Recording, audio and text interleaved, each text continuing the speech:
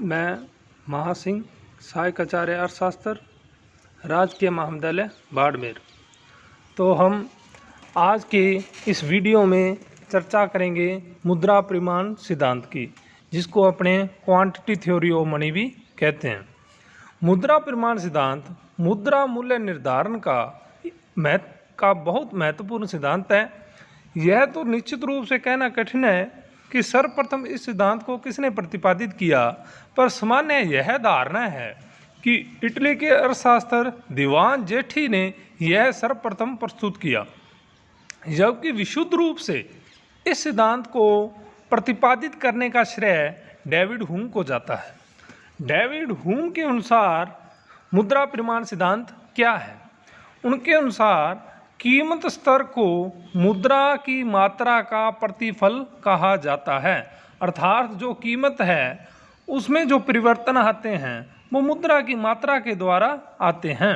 यहाँ पर अपने देख सकते हैं P is the function of M, अर्थात P यहाँ क्या है? कीमत स्तर। F यहाँ है फलन, जिसको इंग्लिश में फंक्शन बोलते हैं, और M यहाँ मुद्रा की मात्रा है। तो जैसे ही मुद्रा की मात्रा में परिवर्तन होगा उसी अनुपात में कीमत में परिवर्तन होगा। अगर मुद्रा की मात्रा बढ़ती है तो कीमत भी बढ़ती है, और अगर मुद्रा की मात्रा कम होती है तो कीमत भी कम होती है। सामान्य सी बात है, जब मुद्रा की मात्रा बढ़ेगी तो बाजार में पैसा ज़्यादा आएगा। जब पैसा ज़्यादा लोगों के हाथ में आएगा तो वस्तुओं और सेवाओं की वो ज़्यादा मांग करेंगे, पर वस्तुओं और सेवाओं का उत्पादन एक समय तुरंत नहीं बढ़ता, तो सीधी सी बात है कीमतें ही बढ़ती हैं। अब बात करते हैं मुद्रा परिमाण सिद्धांत की प्रतिष्ठित व्याख्या। डेविड हुम द्वारा प्रतिपादित मुद्रा परिमाण सिद्धांत को प्रतिष्ठित लेखकों रॉबर्टसन, टॉजिंग, शेयर्स, मील तथा विक्सेल आदि के कारण बहुत प्रसिद्धि प्राप्त हुई। इन लेखकों ने मुद्रा सिद्धांत का विकास मुद्रा के मूल्य के संबंध में किया था। मुद्रा का मूल्य क्या है? मुद्रा का मूल्य से तात्पर्य है मुद्रा की क्रय शक्ति से, अर्थात एक इकाई मुद्रा से कितनी वस्तुओं और सेवाओं का क्रय किया जा सकता है। जिस प्रकार से बाजार में वस्तुओं और सेवाओं का मूल्य होता है, उसी प्रकार से अपने आप में मुद्रा का भी मूल्य होता है। अर्थात फॉर एग्जाम्पल मैं आपको बताऊं, 10 रुपये के नोट में आप कितनी वस्तुएं या सेवाएं खरीद सकते हैं, वो ही 10 रुपये की वैल्यू है। वो ही 10 रुपये की नोट की वैल्यू है, वो अपने मुद्रा के मूल्य को दर्शाती है। प्रतिष्ठित अर्थशास्त्रियों के अनुसार मुद्रा का मूल्य मुद्रा की पूर्ति पर निर्भर करता है। प्रतिष्ठित अर्थशास्त्री पूर्ण रोजगार की स्थिति को लेकर चलते हैं, जहाँ पर वस्तुओं और सेवाओं का उत्पादन स्थिर रहता है। प्रतिष्ठित अर्थशास्त्री क्लासिकल इकोनॉमिस्ट जो अपना सिद्धांत पेश किया है जिन्होंने, वो सप्लाई पर ज़्यादा जोर देते हैं, पूर्ति पर ज़्यादा जोर देते हैं। उनके अनुसार जो भी कीमत में परिवर्तन आता है वो सप्लाई में या पूर्ति में परिवर्तन के कारण आता है। तो वो जो कीमत स्तर में परिवर्तन है वो मुद्रा की पूर्ति से संबंधित मानते हैं। यहाँ मुद्रा की पूर्ति में वृद्धि होने पर सामान्य कीमत स्तर तो बढ़ेगा, पर मुद्रा का मूल्य अर्थात मुद्रा की क्रय शक्ति कम होगी। इसमें यह बताया गया है कि जैसे मुद्रा की पूर्ति बढ़ेगी तो वस्तुओं और सेवाओं के मूल्य तो बढ़ जाएंगे, पर जो मुद्रा की क्रय शक्ति है, जो मुद्रा की वैल्यू है, वो गिर जाती है। इसके विपरीत मुद्रा की पूर्ति में कमी होने पर सामान्य कीमत स्तर तो कम होगा, पर मुद्रा का मूल्य बढ़ेगा। इसमें यह बता रहा है कि जैसे मुद्रा की पूर्ति बाजार में बढ़ती है तो वस्तुओं और सेवाओं घटती है, तो वस्तुओं और सेवाओं की कीमतें डाउन हो जाती हैं, पर मुद्रा का वैल्यू बढ़ जाती है। अर्थात उतनी ही मुद्रा से अब आप ज़्यादा वस्तुएं खरीद सकते हो। अर्थात जब वस्तुओं में बाजार में कीमतें कम हो जाती हैं तो जो 100 रुपये की वैल्यू है, जो 100 रुपये से आप वस्तुएं और सेवाएं पहले खरीदते थे, अब उसकी तुलना में आप ज़्यादा खरीद सकते हो। इस संबंध में विभिन्न अर्थशास्त्रियों ने निम्न प्रकार से विचार दिए हैं। प्रोफेसर टॉजिंग के अनुसार यदि अन्य बातें समान रहें तो मुद्रा की मात्रा दुगनी कर देने पर कीमतें पहले की अपेक्षा दुगनी और मुद्रा का मूल्य आधा रह जाएगा। इसके विपरीत अगर मुद्रा की मात्रा आधी कर दी जाए तो कीमतें पहले की अपेक्षा आधी और मुद्रा का मूल्य दुगना हो जाएगा। इसी प्रकार प्रोफेसर J.S. मील के शब्दों में अन्य बातें यदि यथावत रहें तो मुद्रा के मूल्य में इसके परिमाण के विपरीत दिशा में परिवर्तन होता है। अर्थात मुद्रा का परिमाण यहाँ मुद्रा की मात्रा से है, तो अगर मुद्रा का मात्रा बढ़ती है तो मुद्रा का मूल्य गिरता है। परिणाम में प्रत्येक वृद्धि मुद्रा मूल्य को उसी अनुपात में घटाती है और परिमाण में प्रत्येक कमी मुद्रा मूल्य को उसी अनुपात में बढ़ाती है। अतः उपयुक्त परिभाषाओं से हम निम्न निष्कर्ष पर पहुंचते हैं। अगर अन्य बातें समान रहें, पहला क्या होगा, अगर अन्य बातें समान रहें, पहला बिंदु ये है मुद्रा के परिमाण और देश के सामान्य कीमत स्तर में प्रत्यक्ष अनुपातिक संबंध होता है। अगर मुद्रा की मात्रा को 50% बढ़ाया जाता है तो कीमत स्तर भी 50% बढ़ जाएगा, और अगर मुद्रा के परिमाण को 50% घटाया जाए तो मूल्य स्तर भी 50% घट जाएगा। इसे हम निम्न रेखा चित्र के द्वारा समझ सकते हैं। रेखा चित्र में OX अक्ष पर मुद्रा का परिमाण और OY अक्ष पर मुद्रा का मूल्य स्तर है। तो शुरू में जब मुद्रा की मात्रा 25 करोड़ रुपए है तो सामान्य मूल्य स्तर कितना है, OP। पर जैसे जैसे मुद्रा का परिमाण बढ़ता है, जैसे OP जैसे 25 करोड़ से बढ़कर 50, 75 या 100 करोड़ हो जाता है तो क्रमशः उसी अनुपात में अपना जो मूल्य स्तर है वो बढ़ के OP से OP0, OP1, OP2, OP3 और OP4 हो जाता है। इस प्रकार से मुद्रा के परिमाण और सामान्य कीमत स्तर में सीधा डायरेक्ट संबंध है, डायरेक्ट रिलेशन है। जैसे मुद्रा की मात्रा बाजार में बढ़ेगी तो सामान्य कीमत स्तर भी उसी अनुपात में बढ़ेगा। उपयुक्त रेखा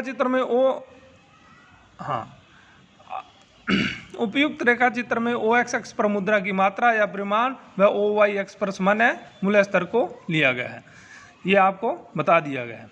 अब है मुद्रा के परिमाण और मुद्रा मूल्य में विपरीत अनुपातिक संबंध होता है। इसमें यह है भी जैसे ही मुद्रा की मात्रा बढ़ेगी तो मुद्रा कीमत स्तर तो बढ़ता है पर मुद्रा की वैल्यू या मूल्य कम हो जाता है।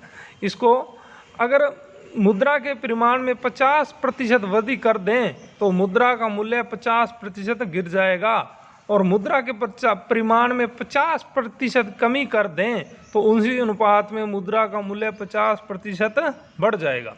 इसे हम रेखा चित्र के द्वारा स्पष्ट कर सकते हैं। यह है एक प्रकार से जो आप चित्र देख रहे हैं, इसमें जो वक्र है ये मांग वक्र की तरह है, जो मुद्रा की मात्रा और सामान्य मूल्य स्तर में संबंध, मुद्रा की मात्रा और मुद्रा के मूल्य में संबंध बता रहा है। इसमें OX अक्ष पर तो क्या है, मुद्रा की मात्रा को लिया गया है, क्वांटिटी ऑफ मनी को लिया गया है, और OY अक्ष पर मुद्रा का मूल्य दर्शाया गया है। जब मुद्रा की मात्रा M से बढ़कर 2M हो जाती है तो मुद्रा का मूल्य 1/P से घटकर 1/2P रह जाता है, और इसी प्रकार से अगर मुद्रा की मात्रा M से बढ़कर 4M हो जाती है तो मुद्रा का मूल्य घटकर 1/4P रह जाता है। तो इसमें मुद्रा की मात्रा और मुद्रा के मूल्य में विपरीत संबंध दर्शाया गया है।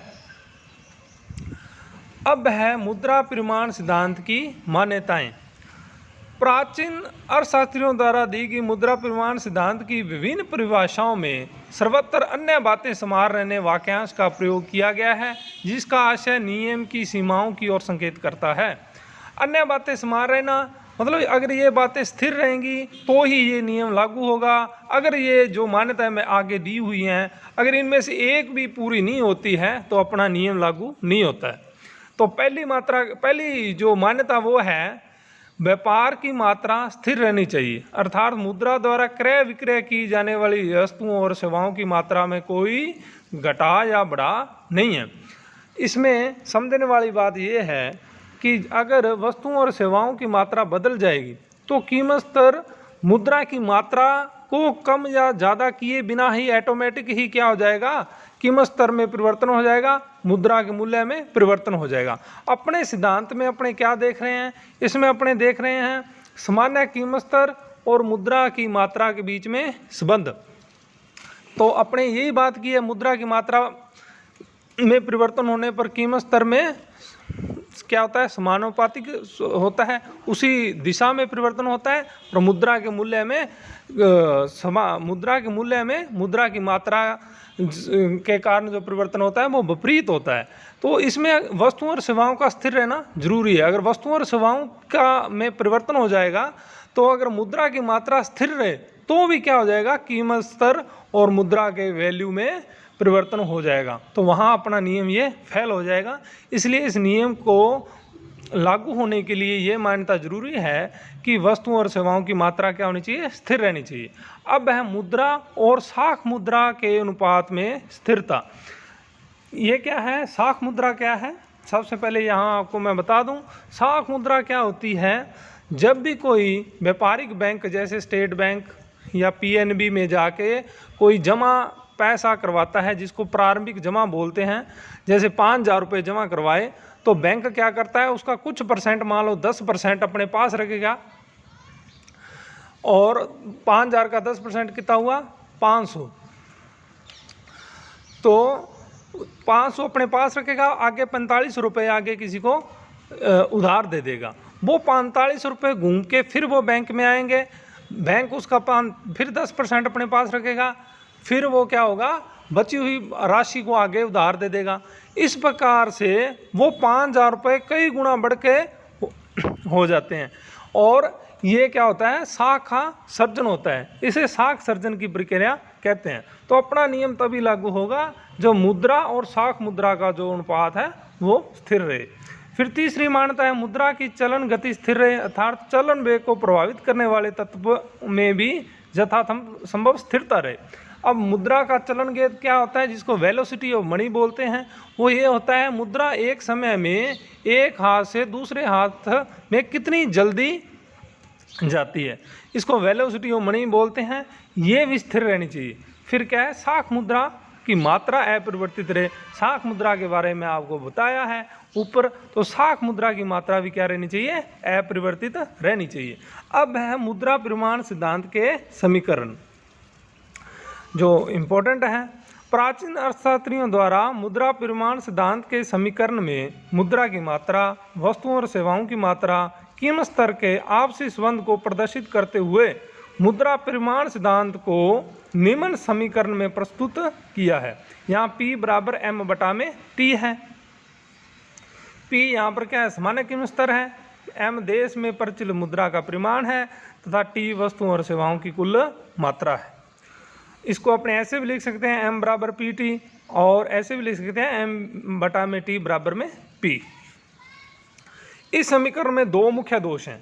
क्या दोष हैं, मुद्रा में केवल वास्तविक प्रचलित मुद्रा के परिमाण को लिया गया है, जिसको इन्होंने किससे डिनोट किया है, M से, तथा उसके चलन वेग की उपेक्षा कर दी गई है, जिसको V बोलते हैं, वेलोसिटी ऑफ मनी, उसको इन्होंने नहीं लिया। और दूसरा दोष जो वो है, साख और साख के चलन वेग को विनिमय के माध्यम के रूप में मुद्रा परिमाण को प्रभावित करने वाला घटक है, उन्हें बुला दिया गया। साख मुद्रा को इसमें डिनोट करते हैं M डैश, और उसकी चलन वेग को अपने दर्शाते हैं V डैश के द्वारा। तो अगर इसमें अपने मुद्रा के चलन वेग को ले लें तो सही समीकरण ये हो जाएगा P बराबर M V बटा में T।